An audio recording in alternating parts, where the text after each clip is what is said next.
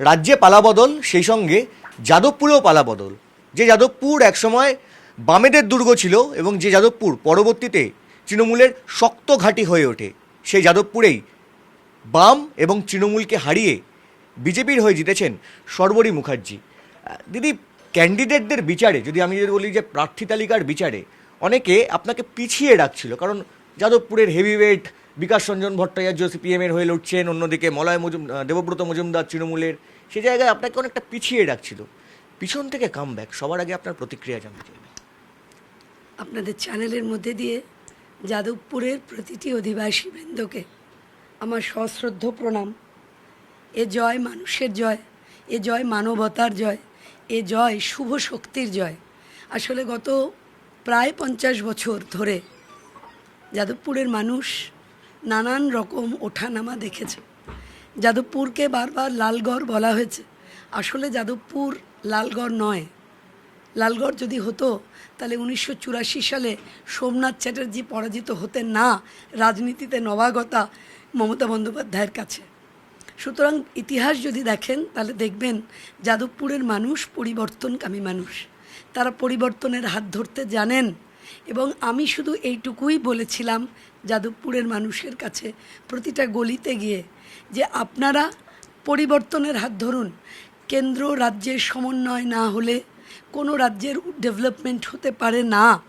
এবং শুধুমাত্র ক্ষমতার দখলদারি এ রাজনীতি দিয়ে একটা মানুষের কল্যাণ করা যায় না। মানুষ সেটা বিশ্বাস করেছে, মানুষ আমার উপর ভরসা রেখেছে, আস্থা রেখেছে। যারা আমার থেকে বড় তাদের সশ্রদ্ধ প্রণাম, আমার থেকে যারা ছোট আমার বন্ধু তাদের অনেক অনেক শুভেচ্ছা। এ জয় আপনাদের জয়, এ জয় আমরা নতুন করে যাদবপুরে পরিবর্তনের সূর্যোদয় ঘটবে। আপনাদের কাছে আমি প্রতিজ্ঞাবদ্ধ, যে অঙ্গীকার আমি করেছি সেই অঙ্গীকার প্রতিটা স্তরে সে অঙ্গীকার আমি পালন করব।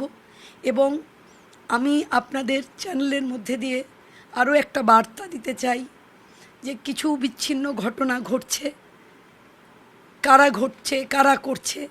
গতকাল রাত 10টায় আমি সার্টিফিকেট পেয়েছি, তারপর থেকে আমি সারাক্ষণ এর মধ্যেই আছি।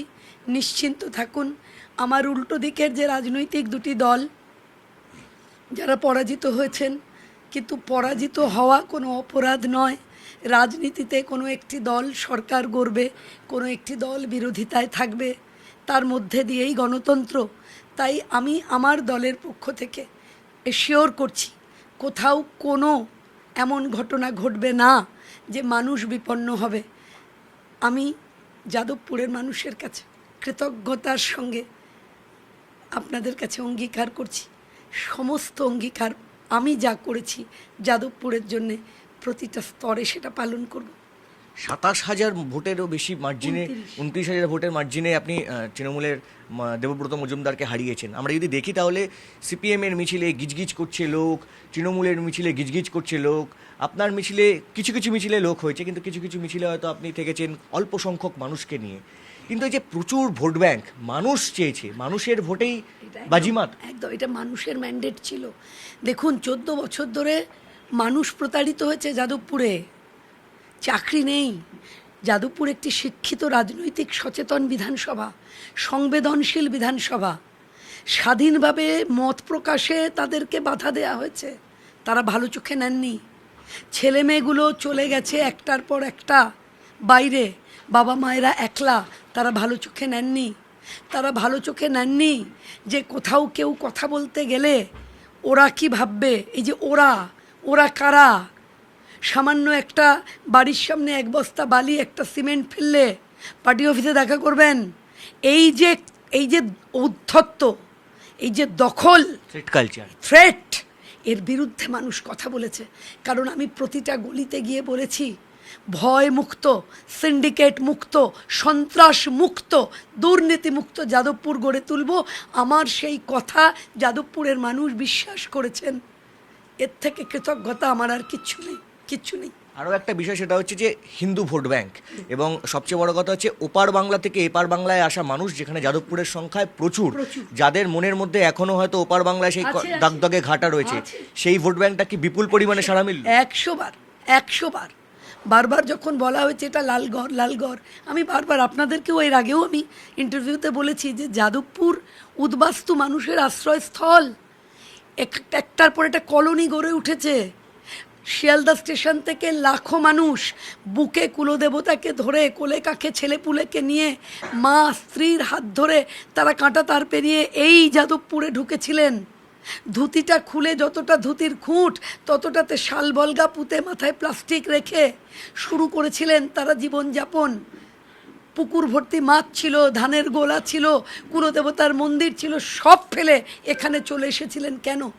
শুধুমাত্র ধর্মের কারণে, শুধু নামের পাশে চ্যাটার্জি, মুখার্জি, ব্যানার্জি, ঘোষ, হালদার, গুহ, দে, সরকার, এইগুলোর জন্যে।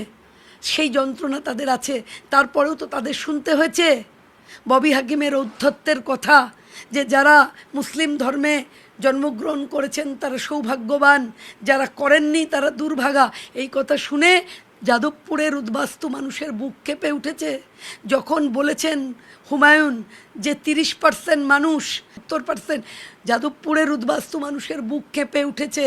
যখন হরগোবিন্দ দাস আর চন্দন দাসকে 26 বার, যাদবপুরের মানুষের বুক কেঁপে উঠেছে। এই ভোট সেই ভোট, এই ভোট মানুষের ভোট, মানুষের ম্যান্ডেট। আমার কৃতজ্ঞতা ছাড়া আমার আর বলার কিছু নেই। শুধু আশীর্বাদ করুন, ভয় মুক্ত, সিন্ডিকেট মুক্ত, সন্ত্রাস মুক্ত যাদবপুর গড়ে তুলব। সবাই আমার পাশে থাকুন। নির্বাচনী প্রচারে এতদিন মানে অনেক ব্যস্ত ছিলেন, ব্যস্ততা কি এরপরে জয়ের পরে অনেকটা বেড়ে গেল? অনেক অনেক অনেক দায়িত্ব বেড়ে গেল, অনেক বড় দায়িত্ব। যাদবপুরের মানুষ আমাকে আস্থা রাখলেন আমার উপর, বিশ্বাস রাখলেন আমার উপর। আমার অনেক বড় দায়িত্ব, এবং আমি এখন আর, আমার তো বাবা মা নেই, কিন্তু যাদবপুরের প্রতিটা আমার পিতৃতুল্য মাতৃতুল্য, তারা আমার বাবা মা, আমি তাদের সন্তান। তাদের বাড়িতে যে কটা ছেলে মেয়ে আছে তারা অ্যাডেড একটা মেয়ে পেয়েছেন। আমি যাদবপুরের মেয়ে, আমি যাদবপুরের প্রতিটা বাবা মায়ের কন্যা সন্তান হয়েছি।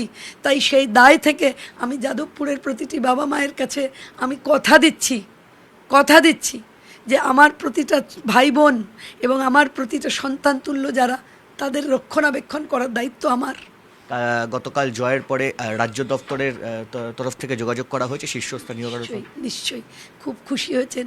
ভরসা রেখেছিলেন কেন্দ্রীয় নেতৃত্ব, রাজ্য নেতৃত্ব আমার উপর ভরসা রেখেছিলেন, আস্থা রেখেছিলেন। যাদবপুরের মতন একটা টাফ সিট আমায় দিয়েছিলেন। আমি জানি যেদিনকে ভোট হয়ে গেল সেই দিন শ্রমিকদা ফোন করেছিলেন, খুব উচ্ছ্বাসের সঙ্গে বলেছিলেন কত ভোটে জিতবে কি মনে হচ্ছে। আমি ওনাকে এই সংখ্যাটাই, যে 25 থেকে 30 হাজার ভোটে জিতবো দাদা, এর থেকে কৃতজ্ঞতা আর কি আছে, যে আমার নেতাকে বলার কথা আমি রাখতে পেরেছি আপনাদের জন্যে, যাদবপুরের মানুষের জন্যে। এর থেকে বড় চাওয়া, এর থেকে বড় আনন্দ আমার কাছে আর কিছু নেই। দিদি, জয়ের পরে আজকের দিনে সবচেয়ে বেশি করে কার কথা মনে পড়ছে? মনে পড়ছে তো নিশ্চয়ই বাবা মায়ের কথা।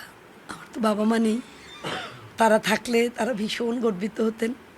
কিন্তু যার জন্যে আজকের এই নির্বাচনে অভূতপূর্ব জয়, তিনি আমার বন্ধু, আমার ইলেকশন এজেন্ট শ্রী অভিজিৎ কুমার রায় রাজাদা, যার সুদক্ষ পরিচালনায় এবং আমার যে পরিচালন টিম ছিল, যাতে এই ছেলেটি ছিল অনিরুদ্ধ ওই ঘরে রয়েছে, আমার যিনি ইলেকশনের ইনচার্জ ছিলেন দিলীপ মিত্র দাদা, আমার অভিভাবক, আমার গার্জেন, আমার পাশে রয়েছে আমার বোন কাবেরী, আমার পেছনে আমার ভাইরা রয়েছে, আমার যে টিম আবির, ময়ূক, প্রীতম, অনিরুদ্ধ, স্বরূপ,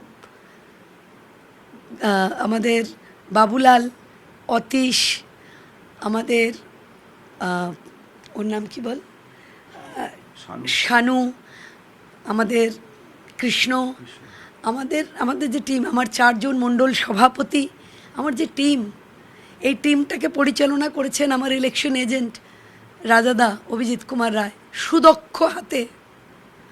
আজকে আমরা যে জয়ের মুখে দাঁড়িয়ে রয়েছি তার কৃতিত্বের অনেকখানা রাজাদার জন্যে। তাই আমরা টিম যাদবপুর স্যালিউট করছি আমাদের যিনি সেনাপতি ছিলেন অভিজিৎ কুমার রায়কে। ধন্যবাদ দিদি আমাদেরকে সময় দেওয়ার জন্য। সর্বরী মুখার্জি যাদবপুরে যিনি পদ্মফুল ফুটিয়েছেন, স্বাধীনতার পরে প্রথমবার যাদবপুরে পদ্মফুল ফুটলো এবং তিনি যেমনটা বলছেন যাদবপুরকে ভয়মুক্ত সন্ত্রাসমুক্ত করবেন। ক্যামেরায় সুদীপ গুছাইতের সঙ্গে কৌস্তব গঙ্গোপাধ্যায়, TV9 বাংলা, কলকাতা।